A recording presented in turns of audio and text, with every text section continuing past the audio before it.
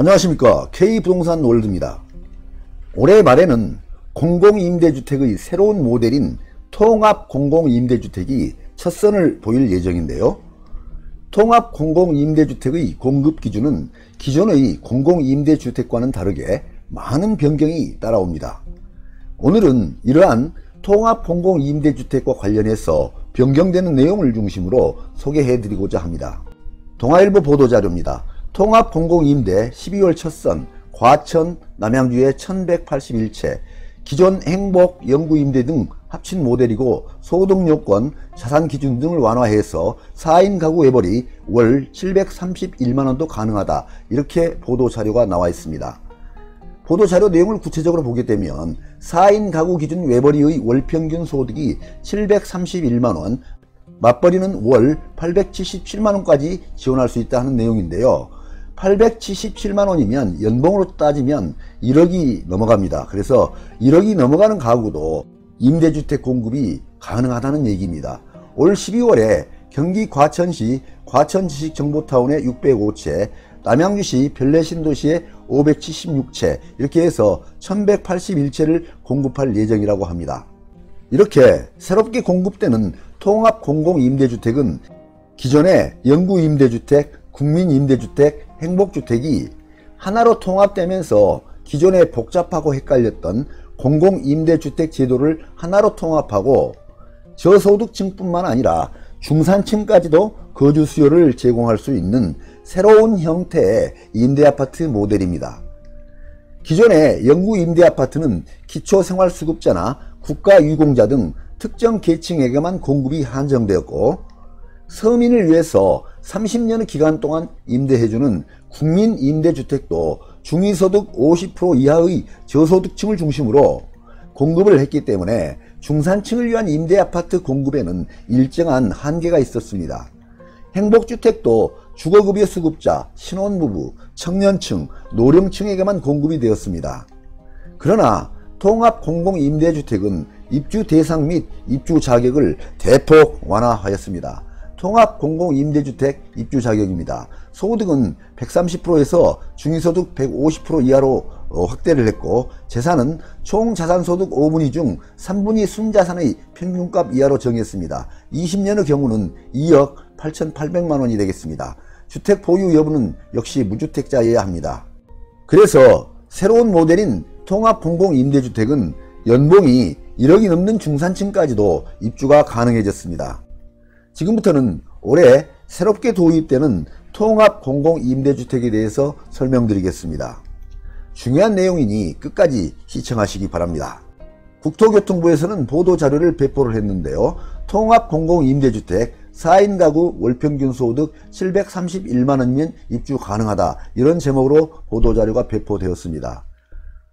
21년 기준 중위소득 및 통합공공임대주택 소득 요건을 보게 되면 가구 원수가 1인인 경우에는 중위소득 170%까지 310만원, 2인 경우에는 중위소득 160%까지 494만원, 3인인 경우에는 중위소득 150%까지 597만원, 4인 가구인 경우에는 중위소득 150%까지 731만원, 이렇게 LH는 통합공공임대주택의 소득 요건을 크게 완화했는데요. 위의 표에서 보시는 바와 같이 3, 4인 가구의 외벌이 기준 월평균 소득을 기준 중위소득 130% 이하에서 150%, 이렇게 150% 이하로 조정을 하였습니다.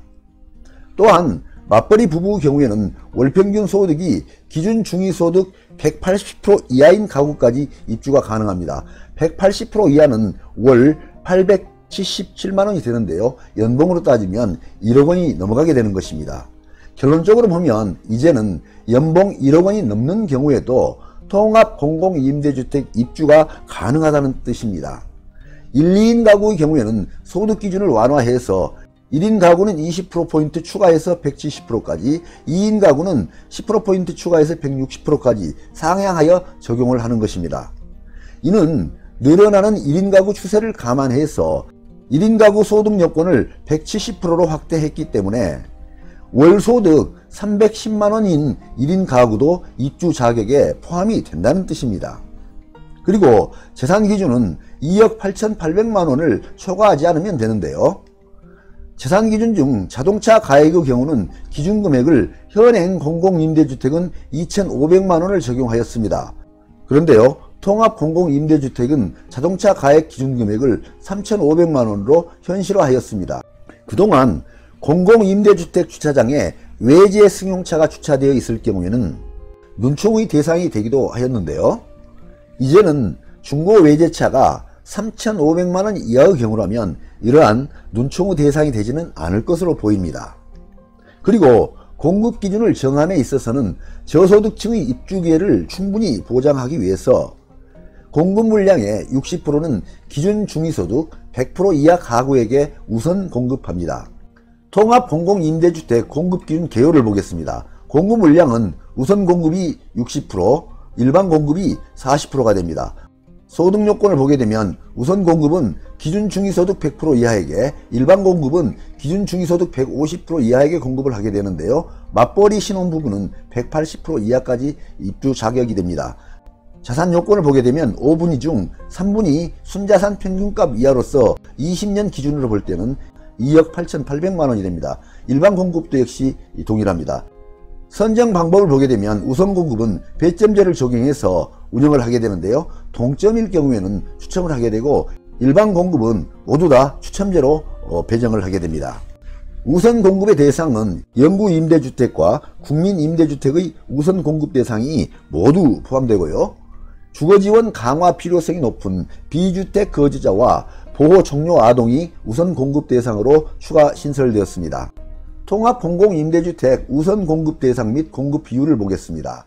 철거민 등에게 1%, 국가유공자 등에게 5%, 장기복무 제대군인, 북한 이탈 주민 등의 3%, 다자녀 가구 등의 4%, 장애인의 5%, 비주택 거주자 등의 5%, 청년에게 11%, 신혼부부에게 7%, 고령자에게 10% 이렇게 해서 합계 60%가 우선 공급이 되는데요. 기존의 영구, 국민, 행복주택의 우선 공급 대상을 모두 다 포함하고 있습니다. 또한 우선 공급의 경우에는 배점을 통해서 점수가 높은 순서로 입주자를 선정하는 가점제로 운영이 되는데요. 저소득층이 우선 입주할 수 있도록 하기 위해서 소득이 낮을수록 높은 점수를 부여합니다. 우선 공급 입주자 선정 시 배점표를 보겠습니다. 배점 항목에 따라서 3점, 2점, 1점 이렇게 구분이 되는데요. 첫 번째는 월평균 소득, 부양가족수, 당해주택 건설지역 거주기간, 미성년 자녀수, 주택 청약 종합저축 납입 횟수 이런 것들을 실적에 따라서 이렇게 점수를 배정하게 되어 있습니다. 그리고 특이한 거는 과거 계약사실 감점 항목이 있는데요. 최근 1년 이내에 계약사실이 있는 경우에는 마이너스 5점, 최근 3년 이내에 계약사실이 있는 경우에는 마이너스 3점을 적용하도록 되어 있습니다. 그리고 우선 공급에서 탈락한 신청자는 별도 신청 절차 없이 일반 공급으로 자동 전환이 됩니다. 그리고 자동 전환된 일반 공급의 경우에는 추첨으로 입주자를 선정하도록 되어 있습니다. 가구 원수별 공급 면적은 위의 표에서 보여주는 것처럼 가구 원수에 따른 입주 가능 면적을 정하여 공급합니다. 세대 원수별 전용 면적별 공급 기준을 보겠습니다. 1인 가구의 경우에는 40제곱미터까지, 2인 가구는 30에서 60, 3인 가구는 40에서 70, 4인 이상의 경우에는 50제곱미터를 초과해서 공급을 하게 되는데요. 80제곱미터를 넘어가는 중형주택까지도 공급이 가능해진다는 이야기입니다. 여기서는 한 가지 제도가 새롭게 추가된 내용이 있는데요. 보다 넓은 주택에 입주를 희망하는 경우에는 일정한 수준의 임대료 할증을 통해서 1인이 더 많은 세대 원수의 면적까지 입주가 가능하다는 점입니다. 그러니까 3인 가구에 해당되는 분들이 할증료를 내게 되면 4인 이상의 전용 면적까지 신청이 가능하다는 얘기가 되겠습니다. 그리고 또 한 가지 추가되는 입주 자격 개선 사항이 있는데요. 현행 행복주택의 경우에는 청년의 자격 요건이 19세에서 39세이거나 업무 종사기간이 총 5년 이내인 사회 초년생이거나 퇴직 후 1년이 지나지 않은 사람 등으로 복잡하게 되어 있습니다. 대학생 자격 요건도 별도로 두고 있는데요.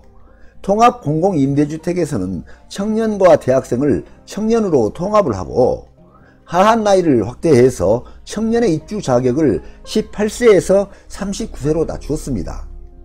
또한 공공임대주택은 원칙적으로 무주택 세대 구성원이 신청 가능하도록 되어 있습니다. 그러니까 세대 구성원 중에 누군가 한 사람이 주택이 있으면 신청이 불가능하다는 얘기입니다. 통합공공임대주택은 청년 및 혼인 중이 아닌 경우로서 단독 세대주로 입주하고자 하는 사람의 경우에는 공급 신청자 본인만 무주택인 경우에도 입주 신청이 가능하도록 한 것이 큰 차이점입니다. 여기서 우선 공급이 아닌 일반 공급은 추첨제 공급이기 때문에 부모님으로부터 독립을 원하는 1인 청년들에게는 독립을 할 기회를 제공해주는 새로운 기회가 될 수도 있을 것으로 보입니다. 네, 오늘은 공공임대주택의 새로운 모델인 통합공공임대주택과 관련된 내용을 살펴보았습니다. 많은 도움이 되시길 바랍니다. 항상 건강과 행복이 함께 하시기를 기원드립니다. 끝까지 경청해 주셔서 감사합니다.